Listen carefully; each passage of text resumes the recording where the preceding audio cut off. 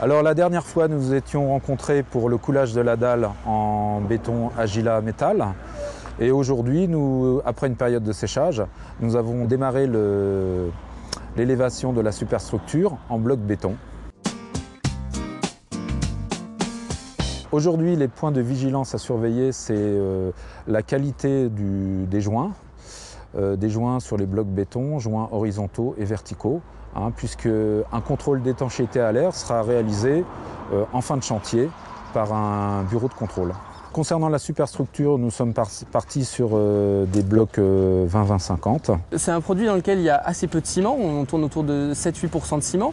Donc c'est un produit avec des granulats, du sable, du ciment, pressé à froid. Donc c'est un process de fabrication qui est tout à fait positif, qui a un faible impact environnemental, contrairement aux idées reçues. Concernant le montage des blocs béton, les précautions à prendre, c'est de bien ourder les blocs entre eux, bien faire le joint vertical afin qu'il y ait le moins d'air possible qui passe entre les blocs. Et on en est donc à l'élévation avec les parpaings, ourdés au mortier multibat. C'est un matériau avec beaucoup de souplesse au niveau de la pose, la mise en œuvre. Le garnissage de joint vertical se fait aussi très bien, ça se garnit très très bien. Il y a du gain de temps, il y a aussi donc l'économie d'eau parce qu'on met moins d'eau dedans. Le liant qui est employé aujourd'hui, il a la particularité d'avoir un taux de CO2 réduit. Ce ciment fait partie de la gamme Proeco.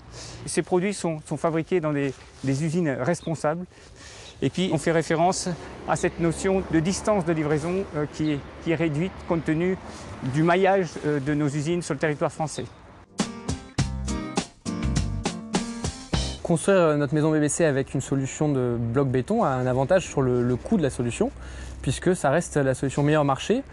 Déjà parce qu'elle est maîtrisée par plus de gens, donc c'est plus simple à trouver. Et ensuite, le coût de la solution brute est plus intéressant.